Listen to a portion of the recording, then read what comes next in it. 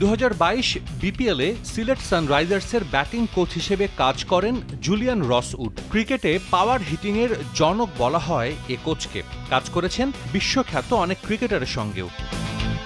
পরের বছর বিপিএলে চট্টগ্রাম চ্যালেঞ্জার্সের হেড কোচের দায়িত্ব পালন করেন। এরপর বেশ কবার আলোচনায় আসে বাংলাদেশ জাতীয় দলের সঙ্গে তার কাজ করার বিষয়টি, যদিও সেটা বেশি দূর আগায়নি। অবশেষে টাইগার হেড কোচ ফিল সিমন্সের অনুরোধেই আসছেন বাংলাদেশে। টাইগারদের সঙ্গে কাজ করার সুযোগ পাওয়ায় উচ্ছ্বসিত এই English coach.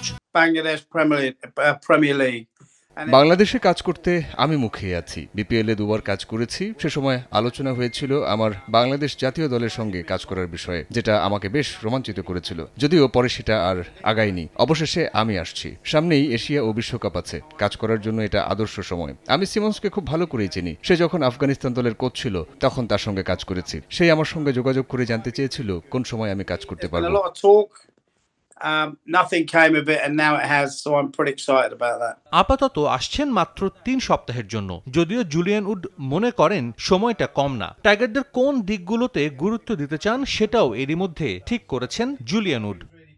I think because they know me. যে কোনো কাজ যত বেশি করা যায় তত ভালো। প্লেয়ারদের সঙ্গে দীর্ঘ সময় কাজ করলে উন্নতি আনা সম্ভব, তবে 3 সপ্তাহেও অনেক কিছু করা যায়। কোচিংয়ে মূল বিষয় হলো খেলোয়াড়দের সঙ্গে সম্পর্ক। আমি কিছু ক্রিকেটারকে আগে থেকেই চিনি। কোচ প্লেয়ারদের সম্পর্কটা বিশ্বাসের। যখন খেলোয়াড়রা কোচকে বিশ্বাস করবে তখন ভালো কিছু হবে। খেলোয়াড়রা জানে আমি কোন বিষয়ে বিশেষজ্ঞ। সবার খেলার ধরন আলাদা। পাওয়ার হিটিং এর জন্য মানসিকতা ও টেকনিক দুটোই গুরুত্বপূর্ণ।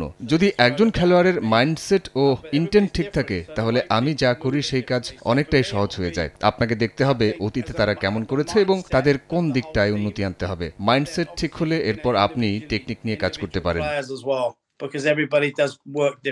আগামী 9 আগস্ট বাংলাদেশে আসার কথা জুলিয়ান উডের।